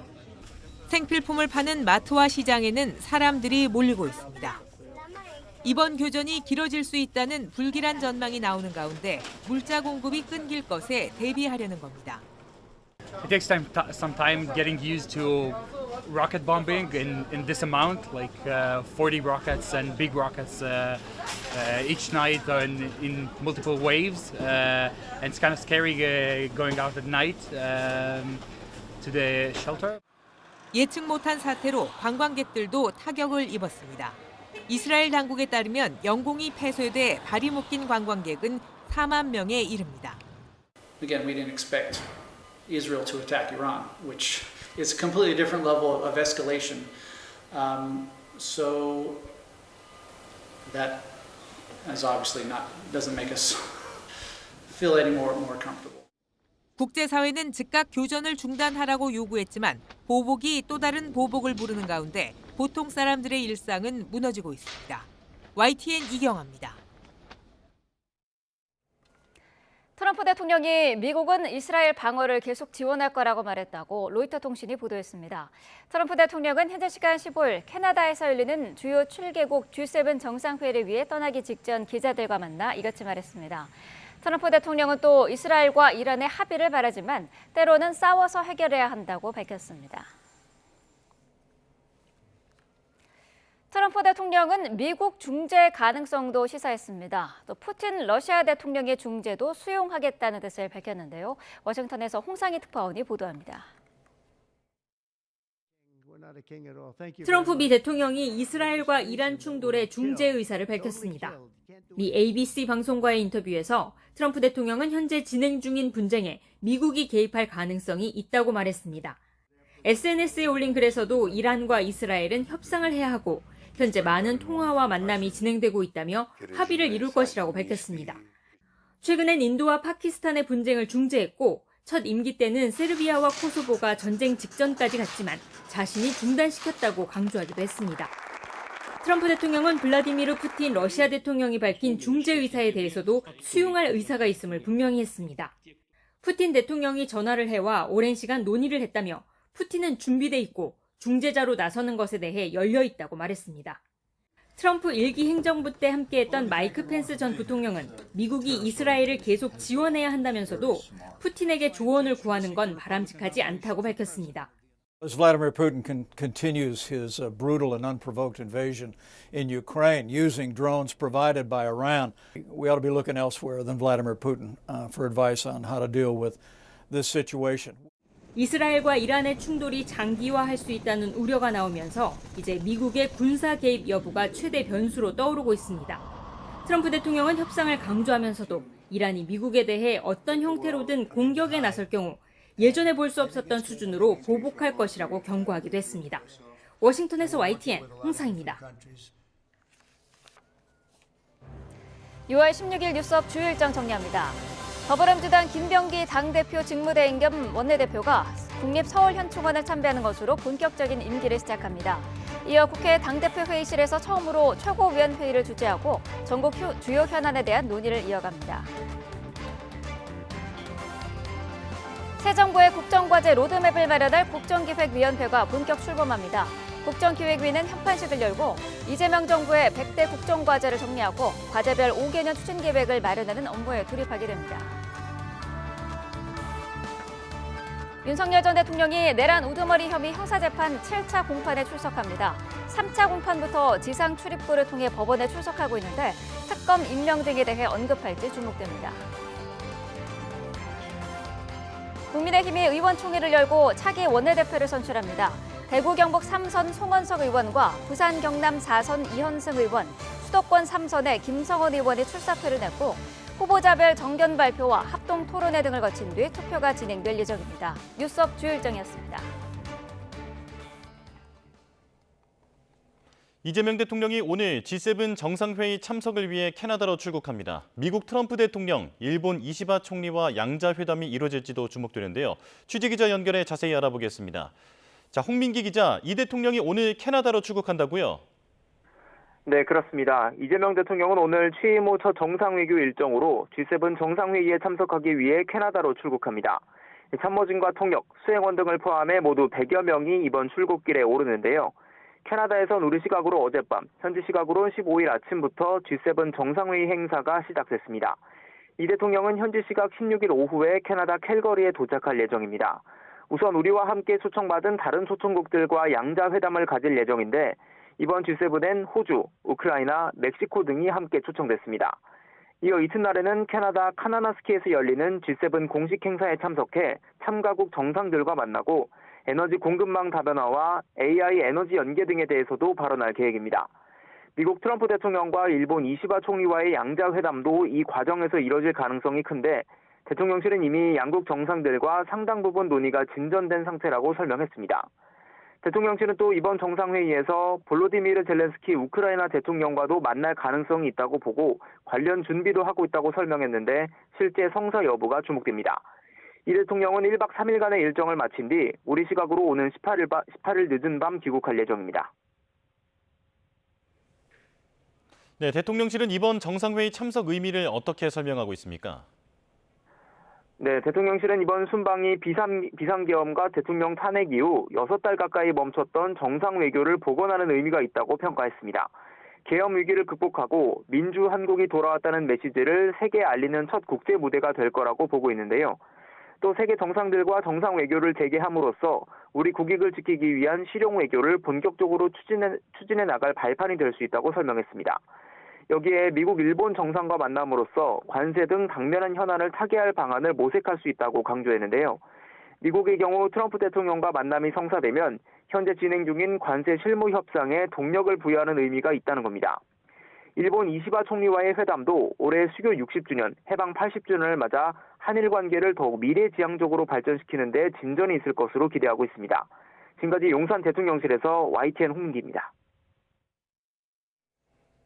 더불어민주당 김병기 신임 원내대표는 민생 법안 가운데 상법 개정안을 가장 먼저 처리한다는 방침을 밝혔습니다. 민주당 원내대표단 구성이 완료된 가운데 정청래 의원은 조만간 있을 당대표 선거에 출사표를 던졌습니다. 김다현 기자가 보도합니다. 민주당 김병기 원내대표는 민생 법안 중에서도 상법 개정안의 속도감 있는 처리를 거듭 강조했습니다. 코스피 5천 시대로 가는 데 있어 이사의 충실 의무 대상을 주주로 확대하는 내용 등이 담긴 상법 개정안은 필수라는 설명입니다. 코스피 5천을 가는 데 있어가지고 이 반드시 필요한 좀 법안이라고 저희는 생각을 하거든요. 민생 법안 중에서 이 상법을 갖다 제일 먼저 생각하고 있고요. 국민의힘의 법제사법위원장 자리 요구와 관련해선 법사위는 상임위원회 운영규칙상 2년마다 교체한다는 규정을 준수하겠다며 사실상 거절의 뜻을 밝혔습니다. 김 원내대표는 거대 여당을 함께 이끌어 나갈 원내대표단 구성도 완료했습니다. 소통수석과 지원실장을 신설해 각각 박상혁, 윤종근 의원을 선임했고 민생 부대표 자리도 새로 만들어 김남근 의원을 임명했습니다. 당권 경쟁도 본격화하는 모습입니다. 최근까지 국회 법사위원장을 지낸 4선 정청래 의원은 이재명 정부의 성공만을 위해 뛰겠다며 차기 당대표 선거에 출사표를 던졌습니다. 이재명 정부의 성공을 위하여 더불어민주당 당대표로 이재명 대통령과 한 몸처럼 행동하겠습니다. 이재명이 정청래이고 정청래가 이재명입니다. 정 의원은 당원 주권정당, 내년 지방선거 승리를 위한 민주적 공천제도 마련 등을 공약으로 내걸었습니다. 민주당은 전열을 가다듬는 대로 개혁 입법 속도전에 나설 전망입니다. 거대 여당으로서 야당과의 협치도 중요하다는 목소리가 나오는데 민주당은 국민의힘과 만남을 정례화해 소통을 활성화한다는 방침입니다. YTN 김다현입니다. 대선 패배 뒤 내홍을 겪는 국민의힘에선 결집과 성찰을 요구하는 목소리가 동시에 분출했습니다. 당내 갈등이 깊어질 수 있다는 전망 속에 국민의힘은 오늘 새 원내대표를 선출해 분위기 반전을 모색합니다. 김철희 기자입니다. 원내 사령탑 선출을 앞둔 휴일, 국민의힘 안철수 의원은 새 원내 대표에게 특검 수사 협조를 공개적으로 촉구하고 나섰습니다. 떳떳해야 남을 비판할 수 있다는 건데 계엄과 탄핵에 대해서도 국민이 됐다고 할 때까지 반성과 쇄신을 거듭하자고 강조했습니다. 또 8월 중 전당대회를 열어 새로운 당대표를 선출하자는 제안도 내놨는데 어중간한 타협과 반쪽짜리 쇄신은 당의 소멸을 앞당길 뿐이라고 지적했습니다. 반면 지금은 당내가 아닌 외부의 적과 맞설 때라며 단합을 요구하는 목소리도 만만찮습니다. 누가 더 잘했고 옳았는지를 따지는 것은 뒷순위에 불과하고 공격의 화살을 이재명 정부의 실정에 겨누는 것이 우선이란 겁니다.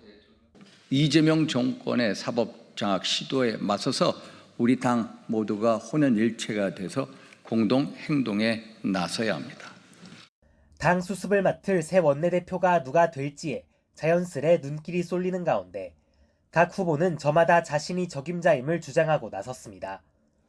가장 먼저 출마를 선언한 김성원 의원은 부산, 경남에 이어 대구, 경북 등을 돌며 의원들을 만나 지지를 호소했고 송원석 의원 역시 김용태 비상대책위원장을 만나 당 쇄신안 관련 의견을 교환하는 등 부지런히 표심을 공략했습니다.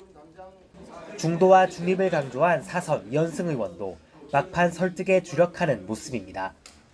친안과 구주류, 수도권과 영남 등 개파와 지역구도가 변수로 꼽히는 가운데 줄 세우기에 염증을 느끼는 의원도 적잖아 결과를 예단하긴 어렵다는 분석이 나옵니다. 누가 새 원내대표가 되든 간에 여당의 입법 속도전과 당내 개파 갈등까지 내후회완 전국을 풀어내긴 쉽지 않아 한동안 험로가 예상됩니다. YTN 김철입니다. 국민의힘이 불법 정치자금 제공자와의 금전거래 의혹 등이 불거진 김민석 국무총리 후보자에 대해 이재명 정부의 성공을 바란다면 사퇴하라며 압박 수위를 높였습니다. 김동완 대변인은 논평을 통해 출범한 지 열흘이 갓 지난 이재명 정권을 빗대 전과자 전성시대라는 말이 나돈다며 이같이 말했습니다. 주진우 의원 역시 자신의 SNS에 김민석 후보자가 실제 돈을 빌린 사람을 숨긴 채 허위 차용증을 썼을 수 있다며 사실이라면 공직자윤리법 위반이 된다고 지적했습니다. 김민석 총리 후보자는 사적 채무 문제와 중국 칭화대 석사 의혹 등을 두고 자신에게 제기된 이슈들은 간단하다며 조목조목 반박했습니다. 김 후보자는 SNS에 시급한 순서대로 채무를 다 갚았고 어떤 불법도 없었다며 세비와 기타 소득은 생활과 채무 변제에 쓰고 나머지는 거의 헌금으로 낸 것 같다고 적었습니다. 또 어려울 때마다 공부했고 까다롭고 어려운 외국 학교들을 다 정식으로 다녔다며 모든 증빙이 있다고 주장했습니다. 오늘 윤석열 전 대통령의 내란 우두머리 혐의 사건 7차 공판이 열립니다. 윤 전 대통령을 겨냥하고 있는 3대 특검이 출범 준비에 속도를 내고 있는 가운데 윤 전 대통령이 관련한 입장을 밝힐지 주목됩니다. 취재기자 연결합니다. 이경국 기자. 네, 서울중앙지방법원입니다. 네, 윤 전 대통령 오늘도 취재진의 질문을 받게 될 예정이죠? 맞습니다. 오늘 오전 10시 15분부터 윤 전 대통령 내란 우두머리 혐의 사건 7차 공판이 열립니다. 지난 12일 3대 특검이 임명된 이후 처음 열리는 재판입니다. 윤 전 대통령은 오전 10시쯤 법원에 도착해서 지상 출입구를 통해 법정으로 들어가게 됩니다. 이 과정에서 앞선 공판 때와 마찬가지로 취재진으로부터 질문을 받게 될 텐데 사실상 모두 자신을 겨냥하고 있는 3대 특검 임명과 관련해서 윤 전 대통령이 입장을 밝힐지 주목되고 있습니다. 윤 전 대통령은 지난 3월 석방돼서 현재 불구속 상태에서 재판을 받고 있는데요. 특검 수사 과정에서 새로운 혐의가 확인이 될 경우 다시 구속될 수 있다는 전망도 나오고 있습니다. 네, 재판에서는 오늘도 증인 신문이 이어질 예정이죠? 맞습니다. 오늘 재판에는 김철진 국방부 군사보좌관이 증인으로 나옵니다. 계엄 당시 김용현 전 국방부 장관을 보좌한 측근인데 계엄사령부 구성과 포고령 등에 대한 신문이 이뤄질 것으로 보입니다. 오후에는 계엄사령부 기획조정실장을 맡았던 이재식 합참 전비태세 검열차장에 대한 증인신문도 예정이 되어 있습니다. 앞서 윤 전 대통령은 지난 9일 열린 6번째 공판에서 직접 발언 기회를 얻어 자신에게 불리한 증언을 직접 반박하기도 했는데요. 오늘도 법정에서 직접 의견을 밝히면서 방어권을 행사할지 주목됩니다. 이와 함께 오늘 재판부가 대통령 경호처 비화폰 서버에 대한 압수수색 영장 발부 여부를 결정할지도 관심입니다. 앞서 검찰은 재판부에 진상규명을 위한 신속한 영장 발부를 요청했는데 윤 전 대통령 측은 압수수색 대상과 기간을 제한할 필요가 있다면서 반발한 바 있습니다. 지금까지 서울중앙지방법원에서 전해드렸습니다. 네, 이처럼 잠시 뒤에 윤석열 전 대통령의 내란 우두머리 혐의 7차 공판이 열립니다. 특검과 관련한 입장을 밝힐지 주목되는데요. 서정진 변호사와 쟁점들 짚어보겠습니다. 어서 오십시오. 안녕하십니까? 네. 자, 3대 특검 임명 이후에 처음으로 열리는 공판입니다. 윤석열 전 대통령은 지난 공판에서는 처음으로 직접 변론에 나서기도 했는데 오늘 포토라인에서 특검과 관련한 어떤 메시지가 나올까요? 개인적으로는 뭐 또 다른 메시지는 나오지 않을 것이다 일단 이렇게 예상을 하고 있습니다. 물론 말씀하신 것처럼 지난번 공판에서는 이제 증인신문 과정에서 해당 증인의 그런 증언이 거짓이다라고 직접 변론을 하기도 했었지만 그렇다고 해서 이번 공판을 출석을 하면서 뭔가 메시지를 던지기에는 일단 현재 진행 중인 재판 자체에서 특별하게 이제 변수가 발생하지 않았고 그러한 상황에서 출석 과정에 뭐 특검과 관련된 그런 의견을 내기에는 다소 뭐 그런 장소나 시간 같은 것들이 그리 적합하지는 않다라고 보고 있기 때문에 예. 다른 메시지는 없지 않을까 이렇게 보고 있습니다. 예, 지금 세 가지 특검은 이름은 다 다르지만 윤 전 대통령 부부를 겨냥하고 있다라는 공통점이 있습니다. 자, 현재 재판 중인 사건보다 더 많은 의혹을 수사할 수 있을 텐데 앞으로 윤 전 대통령에 대한 추가 기소 그리고 재구속 가능성은 어떻게 보십니까? 일단 지금 예상하기에는 조금 많이 이른 시점인 것 같긴 합니다. 이제 출범을 하고 있는 상황이기 때문에 하지만 그럼에도 불구하고 추가 기소나 혹은 재구속 가능성은 일단 분명히 존재한다라고 평가를 할 수 있을 것 같습니다. 일단 네. 추가 기소 같은 경우에 내란 외의 그런 혐의들이 확인이 된다. 그렇다면 결국에는 당연히 뭐 추가 기소를 할 수밖에 없는 상황이 오게 될 겁니다. 예를 들면 뭐 외환 관련 범죄라든가 아니면 정치자금법 위반이라든가 뇌물 혐의 이런 것들은 뭐 당연히 확인이 된다라고 하면 추가 기소가 될 것이고 이제 재구속 같은 경우에는 이런 혐의 입증과 더불어서 결국 이제 구속의 필요성 여부가 입증이 돼야 되는데 분명히 가능성은 또 존재할 수 있다라고 봅니다. 왜냐하면 만약에 이제 특검에서 구속영장을 검토를 하고 또 유죄 청구를 하게 된다라고 한다면 이제 혐의 사실뿐만 아니라 결국에는 증거인멸의 우려 등에 대해서도 어느 정도 충분히 소명할 수 있는 만큼 수사가 진행됐다라는 것을 의미하지 않을까. 뭐 예를 들면은 수사 과정에서 비아폰 내역 삭제 지시와 같은 그런 정황들이 드러났다라고 한다면 결국 증거인멸의 우려가 있다라는 점을 어느 정도 소명을 할 수 있을 거고 그렇다면은 일단 이런 구속영장 청구가 된다라고 했을 때 이 재구속 가능성이 상당히 높은 상황이 이미 되어 있지 않을까 이렇게 보고 있습니다. 예, 이 재구속이라고 하면 그 같은 이유로는 다시 구속시킬 수가 없기 때문에 다른 혐의로 기소를 해야 한다라는 말씀이신 거죠? 네, 그렇습니다. 일단 지금 진행 중인 이 내란 혐의와 관련해서는 사실상 뭐 재구속을 요청하는 것은 상당히 어려운 일이고 그렇다면 일단 가장 먼저 전제가 돼야 될 것은 특검을 통해서 다른 혐의들이 어느 정도 확인이 되고 또 증거가 수집되는 것은 이 부분이 이제 전제가 되어야 됩니다. 예, 그렇다면 이런 특검 출범이 지금 진행 중인 재판에는 어떤 영향을 줄까요? 일단 내용 면에서는 직접적인 영향을 주는 것은 쉽지는 않긴 합니다. 이제 물론 특검의 수사 과정에서 추가로 확보되는 일부 증거가 제출될 수는 있습니다. 그 정도 안에서는 이제 어느 정도 영향을 줄 수 있고 진행 방식과 관련해서도 물론 뭐 변동 가능성이 있긴 합니다. 특검이 직접 이제 진행 중인 이 재판에 대해서 뭐 출석을 해서 재판에 담당을 할 수도 있긴 한데 현실적으로는 이제 현재 공판 검사들을 상대로 해서 뭐 필요한 범위 내에서 지휘하는 수준에 그치지 않을까 이렇게 일단 예상을 하고 있습니다. 네. 자, 내란 특검팀을 이끄는 조은석 특검과 윤 전 대통령의 인연도 주목받고 있는데 대검에서 같이 근무한 적이 있다면서요? 네, 그렇게 확인됩니다. 일단 조은석 특검 같은 경우에는 이제 대검에서 형사부장으로 근무를 한 적이 있고 비슷한 시기에 이제 윤 전 대통령이 대검 중수부에서 일을 했다라고 합니다. 이제 뭐 담당한 업무나 조직은 다르긴 한데 일단 대검에서 함께 근무한 적이 있다라고 알려지고 있습니다. 아, 그렇군요.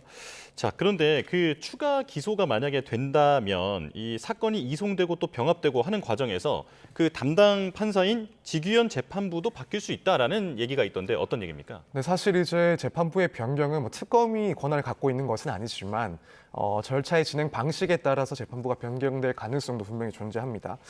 그래서 만약에 어떤 혐의가 확인되고 기소를 했다라고 했을 때 이 특검에서 이 기소된 사건과 함께 진행 중이던 잠시만요. 네, 죄송합니다. 자, 지금 최혜병 특검을 맡은 이명현 특검의 이야기 들어보겠습니다. 공수처 면담을 혹시 하실 예정이 있으신 건가요? 예, 예정은 당연히 있죠. 혹시 그럼 언제 하실 예정이신지? 아직은 왜냐하면 특검보나 그다음에 이 사무실 이런 부분들을 그런 것이 갖춰진 다음에 그다음에 이제 어떤 부분에 대해서 공수처장님께 협조할 것인지 그런 것이 갖춰진 다음에 하는 게 또 맞다고 생각합니다. 특검보 선임 후보자 어느 정도 압축됐을까요? 뭐 일부는 되고 있고요. 계속 지금 진행되고 있습니다. 여러분 생각하시는 이번 특검의 특검보 인선 키워드는 어떤 것인지? 뭐 열정을 갖고 그 실체적 진실에 열정을 갖고 하시는 분들을 원합니다. 네. 김정민 변호사에게 VIP 경로설에 대해서 가장 먼저 들었다라는 타사 보도가 나왔는데 혹시 김정민 변호사에게 들은 것처럼 수사 경로설에 가장 주안점을 둘 것인지.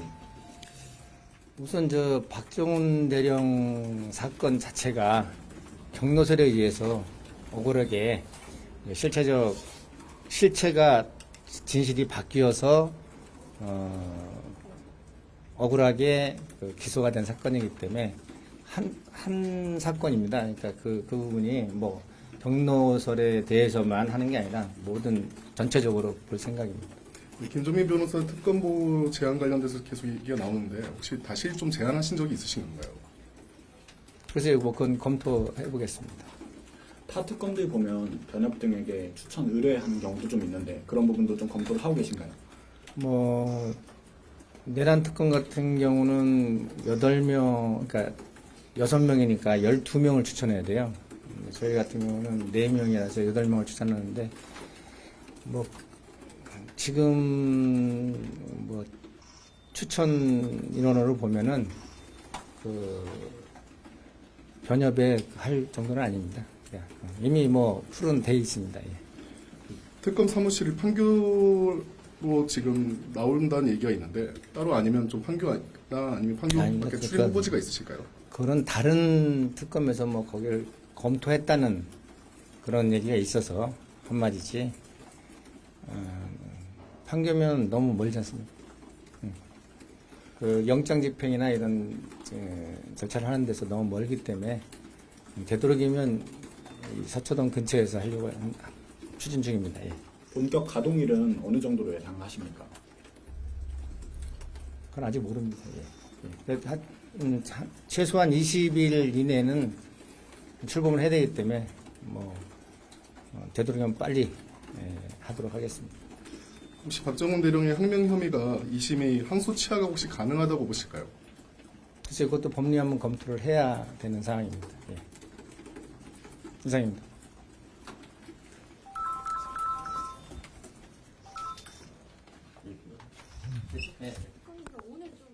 자, 최상병 특검을 맡은 이명현 특검의 이야기 들어봤습니다. 특검보와 사무실을 갖춘 후에 공수처장의 협조를 요청하겠다라고 얘기를 했고요. 특검보를 지금 후보자가 압축됐느냐는 질문에 검토 중이다. 열정을 갖고 진실로 임하는 사람을 원한다라고 이야기했습니다. 그리고 박정훈 대령에 대해서도 억울하게 기소된 사건이라면서 전체적으로 확인하겠다고 밝혔고요. 그리고 사무실은 서초동 근처에서 잡을 계획이다라고 짧게 밝혔습니다. 자세한 소식은 들어오는 대로 전해드리겠습니다. 자, 서정민 변호사와 이야기 계속 나눠보겠습니다. 오늘 7차 공판인데 자, 어떤 사람들이 나옵니까? 네, 오늘은 이제 김철진 전 국방부 군사보좌관 그리고 이재식 전 계엄사령부 기획조정실장이 증인으로 출석을 하게 됩니다. 일단 김 전 군사보좌관 같은 경우에는 계엄포고령의 그런 작성 그리고 실행 과정에 대해서 또 한편으로는 뭐 대통령실의 직접적인 개입이 있었는지 여부에 대해서 증언할 것으로 예상이 되고 있고 이재식 전 기획조정실장 같은 경우에는 계엄사령부 내 지시 체계라든가 혹은 계엄령 준비나 실행 과정에서 이 상부로부터의 지시가 실제로 있었는지 이런 부분들에 대해서 구체적으로 진술을 할 것으로 예상이 되는 상황입니다. 네. 자, 그런데 지금 조금 전에 이명현 특검도 그 사무실 얘기를 했는데 이 특검이 사무실 구하는 일이 생각보다 쉽지 않은가 보죠? 네, 그렇습니다. 과거의 사례들을 보더라도 사무실을 확보를 하는 게 상당히 쉬운 일은 아닌 것 같습니다. 왜냐하면 일단 뭐 영장 청구라든가 이런 수사 효율을 따져야 되니까 법원과의 그런 실제적인 거리도 조금 고민을 해야 되고 또 인원도 적지 않은 수사팀이 수행을 할 만한 그런 사무실 규모도 확보를 해야 됩니다. 또 보안상의 문제도 고려를 해야 하다 보니까 어떤 한 군데 사무실을 마련하는 것이 쉽지는 않은 것 같습니다. 특히 이번 특검 규모 같은 경우에는 역대 최대 규모이기 때문에 더욱더 이제 과거에 비해서도 사무실을 구성하는 것이 더욱 어렵지 않을까 이렇게 예상이 됩니다. 예, 자 그리고 속보가 들어왔는데요. 지금 김건희 여사 특검을 맡은 민중기 특검 측에서 지금 대통령실에 특별검사보 8명을 추천했다라는 소식이 들어왔습니다. 자, 지금 김건희 특검 같은 경우에는 특검 1명에 특검보를 4명까지 둘 수 있게 되어 있는데요. 지금 8명을 대통령실에 추천했다라는 소식이 들어왔습니다. 이제 이 중에서 4명이 임명되게 되면 진용을 갖추게 됩니다. 이 역시 자세한 소식은 들어오는 대로 전해드리겠습니다. 자, 이제 특검이 보안 문제 때문에 공공기관 청사를 고려하는 것으로도 알려졌는데 그렇게 되면 그 공공기관과의 협조가 매우 중요할 것 같거든요. 이 부분은 잘 진행이 되고 있습니까? 사실 말씀하신 것처럼 이제 보안 문제도 무척 중요하기 때문에 현재 뭐 조은석 특검 같은 경우에는 서대문 경찰서 예청사라든가 혹은 뭐 서울 고검 아니면 정부 과천청사 등 이런 보안 수준이 상당히 높은 정부 시설을 사무실로 마련하는 방안을 검토 중이라고는 하는데 과거의 그런 선례들을 봤을 때 이 부분 역시도 사실은 쉽지가 않은 것 같습니다. 왜냐하면 뭐 지금 과거 최순실 국정농단 특검 같은 경우에도 당시 이제 특검팀이 105명 규모였는데 결국에는 이제 서울 강남구에 있는 빌딩을 빌려서 특검 사무실을 마련을 했었고 그 밖에 2018년에 있었던 드루킹 댓글 조작 사건 특검팀 역시도 뭐 공공기관을 찾지는 못하고 결국에는 서울 서초구에 있는 한 빌딩을 대여를 해서 사무실로 구성을 했기 때문에 과거의 사례들 중에서도 이렇게 공공기관을 사무실로 이용한 사례들이 매우 드물다는 점을 고려하면은 이번 역시도 조금 어렵지 않을까 이렇게 예상을 하고 있습니다. 자, 조금 전에 민중기 특검이 특검보 8명을 대통령실에 추천했다라는 소식을 전해드렸는데 이 적합한 특검보를 찾는 것도 특검의 그 성패에 매우 중요한 요소라고 할 수 있을 텐데요. 어떤 기준으로 보게 됩니까? 뭐 사실 아까 있었던 이제 이명현 특검이 얘기를 했던 것처럼 열정이라든가 혹은 실체 진실을 밝히기 위한 그런 의지도 중요하긴 한데 결국에는 이 특검보라는 것이 이 특검에서는 사실상 2인자에 해당하는 지위인 만큼 그 역할에 충실할 수 있는 사람이 돼야 되지 않을까 생각이 됩니다. 일단 수사 실무를 총괄을 해야 되고 또 공소 유지 업무도 담당을 하고 경우에 따라서는 언론을 대응을 하고 또 기획 총괄을 하거나 이런 행정적인 역할까지도 수행을 해야 되는 그런 실무적으로는 2인자라고 볼 수가 있기 때문에 그렇다면은 뭐 수사 전반에 대한 그 지휘 능력이라든가 관리 능력 그리고 인력 관리 능력 또 언론 대응 능력 등 이런 종합적으로 뛰어난 좀 업무 능력이 요구가 되지 않나 그렇기 때문에 이런 전반적인 능력이 우수한 특검보가 임명이 돼야 될 거고 또 한편으로는 이제 지금 상황에서도 그 공정성 논란 얘기가 나오고 있는 상황이다 보니까 이제 그런 점에 있어서도 불필요한 잡음이 나오지 않을 그런 인물이 조금 낫지 않을까 이렇게 예상이 됩니다. 자, 이번 특검은 규모도 그렇고 기간도 그렇고 역대 최대 규모 이례적이다라는 얘기가 나오고 있는데 사실 특검이 일반 검찰 수사와 다른 점 중에 하나가 그 대국민 보고를 할 수 있다라는 점이잖아요. 그렇게 되면 이제 수사 중간중간에 지금까지 파악된 사실들을 국민에게 계속해서 보고를 하는 겁니까? 네, 그렇습니다. 이번 특검의 특징 중에 하나가 이제 규정상으로 이렇게 대국민 보고를 통해서 진행 중인 그런 사안에 대해서 발표를 할 수 있도록 해놓은 건데 이런 점은 상당히 특징적이라고 볼 수 있을 것 같습니다. 이제 만약에 이런 규정이 없었다라고 한다면 사실 피의 사실 공표라는 형법상의 그런 죄책이 문제가 되는 경우가 있습니다.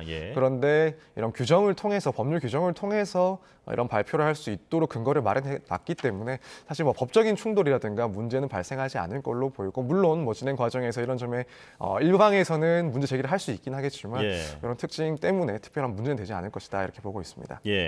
자, 지금 그런가 하면 김용현 전 국방장관의 구속 기간이 열흘 남았습니다. 이게 구속 기간이 원래 6개월이잖아요. 이게 다 만료가 되고 있는 건데 검찰은 보석으로 미리 내보내는 방안을 검토 중이라고 하는데 어떤 이유입니까? 네, 일단 흔한 경우는 아닙니다. 이제 만약에 구속이 만기가 돼서 풀려나게 된다라고 한다면 불구속 재판과 마찬가지로 아무런 일상적인 제약이 없게 됩니다. 그래서 특별한 문제 없이 일상생활을 하게 되는데 아마 이런 사건 같은 경우에는 결국에는 증거인멸이라든가 혹은 도주의 우려 등이 더욱 높은 상황이기 때문에 검찰 입장에서는 만기를 통해서 석방을 하는 게 아니라 이 보석을 통해서 석방을 하는 것을 검토하고 있습니다. 왜냐하면 이 보석을 허가할 때는 법원에서 직권으로 다양한 그런 제한을 둘 수가 있습니다. 거주지를 제한한다든가 혹은 관련자들과의 그런 접촉을 금지한다든가 이런 의무사항들을 부과할 수 있기 때문에 검찰 입장에서는 만기 전에 보석을 통해서 석방하는 방식을 고민하고 있는 상황입니다. 자, 특검 수사가 본격화하면 지금 김 전 장관 등을 비롯해서 내란 중요 임무 종사자들의 재구속을 시도할 거다라는 전망이 나오고 있는데 앞서 짚어본 대로 같은 혐의로 재구속은 어렵잖아요. 그렇다면 어떤 방법이 있을까요? 자, 결국에는 다른 혐의로 어느 정도 수사가 진행이 된다라고 한다면 이제 재구속 가능성은 상당히 높아질 거다라고 보고 있습니다. 이제 예를 들어 내란죄뿐만 아니라 현재 특검이 진행을 할 그런 외환죄와 관련된 그런 혐의가 입증이 된다라고 한다면 사실 일단 범행의 중대성을 보더라도 구속 가능성은 현저히 높아진다라고 볼 수가 있습니다. 그렇다면 결국에는 이 수사 과정에서 어느 정도까지 추가 혐의가 확인되고 기소가 되느냐 이 부분에 따라서 구속 가능성이 상당히 높아질 수 있다. 이 방법이 사실상 유일한 방법입니다. 경우이기도 합니다. 알겠습니다. 잠시 뒤 10시 15분부터 7차 공판이 열리는데요. 그 전에 법적 쟁점들 짚어봤습니다. 서정빈 변호사와 함께했습니다. 고맙습니다. 감사합니다. 자, 새 정부 출범 이래 7거래일 연속 허니문 랠리를 이어가며 3,000선을 바라봤던 코스피. 하지만 지난주에 하락 마감했는데요. 지금 개장했습니다. 현장으로 바로 가보겠습니다. 자, 코스피와 코스닥 모두 오늘 상승하면서 출발하고 있습니다. 코스피는 2,900선을 다시 회복했는데요. 0.31% 오른 2,903으로 3포인트로 개장을 했습니다. 그리고 코스닥도 0.17% 강보합권에서 상승세를 보여주고 있는데요. 자, 이번 주가 코스피 3,000선의 기대감이 높아진 상황에서 이번 주가 고비가 될 것 같습니다. 자, 중동의 지정학적 리스크가 변수로 떠오른 상황이죠. 이스라엘이 이란을 공습했다는 소식에 8일 만에 하락 마감한 상황이었습니다. 자, 당장 우리 증시에는 악재로 작용할 가능성이 크다라는 전망이 있지만 만약에 두 나라 간의 갈등이 전면전으로 확대되지만 않는다면 단기 조정에 그칠 거라는 기대도 있었는데요. 일단 오늘 시장이 빨간불을 켜면서 이런 기대가 좀 반영된 것으로 분석이 됩니다. 자, 그리고 이번 주는 미국 연준이 기준금리를 결정하고요. G7 정상회의도 열리는데요. 자, 이재명 대통령이 트럼프 대통령을 만나서 관세 협상에 물꼬를 틀지 시장은 예의주시하고 있습니다. 자, 그리고 원달러 환율은 1.6원 내린 1,368원으로 개장했는데 지금 당분간 환율이 중동 긴장 이후로 상승 압력을 받을 거라는 전망이 나오고 있습니다. 자, 지금까지 개장 상황 살펴봤습니다. 오늘 아침 출근길 내륙 많은 지역에서 비가 소강 상태를 보였는데요. 9시를 넘긴 지금은 다시 비구름이 유입되고 있습니다. 특히 제주도를 중심으로는 호우주의보가 내려진 가운데 시간당 10mm 안팎의 다소 강한 비가 집중되고 있는데요. 오늘 오후까지 곳곳에 비가 이어지는 만큼 교통안전에 각별히 유의하시기 바랍니다. 밤사이 중부지방을 중심으로 호우가 쏟아졌습니다. 경기도 포천과 강원, 인천 등 곳곳에서 시간당 20에서 30mm 안팎의 장대비가 집중됐는데요. 지금은 남해안과 제주도에 붉은색의 강한 비구름이 지나고 있고요. 제주도는 오전까지 시간당 20mm 안팎의 강한 비 가능성이 있습니다. 이미 많은 비가 내린 제주에는 앞으로 최고 70mm의 비가 더 내리겠습니다. 서울 등 내륙에는 오후까지 5에서 30mm의 비가 예상됩니다. 어제 서울 등 곳곳에서는 올해 최고 기온을 경신했는데요. 비가 내리며 습도까지 높아져 아침부터 후텁지근합니다. 오늘 낮 기온은 서울과 광주 28도, 대구 30도로 기온 자체는 어제보다 낮겠지만 높은 습도 탓에 실제 체감 온도는 이보다 2, 3도가량 더 높겠습니다. 내일부터는 하늘이 다시 맑아지겠고요. 당분간 30도 안팎의 무더위는 계속되겠습니다. 다만 주 후반에는 또다시 전국에 비가 내릴 전망입니다. 오늘 오전까지 서해안과 제주도를 중심으로는 안개가 짙게 끼겠습니다. 이들 지역은 바람도 점차 강해질 것으로 보이니까요. 시설물 관리와 안전사고에 각별히 주의하시기 바랍니다. 지금까지 YTN 원희다입니다. 뉴스업 월요일 순서 마칩니다. 내일 다시 뵙겠습니다. 고맙습니다.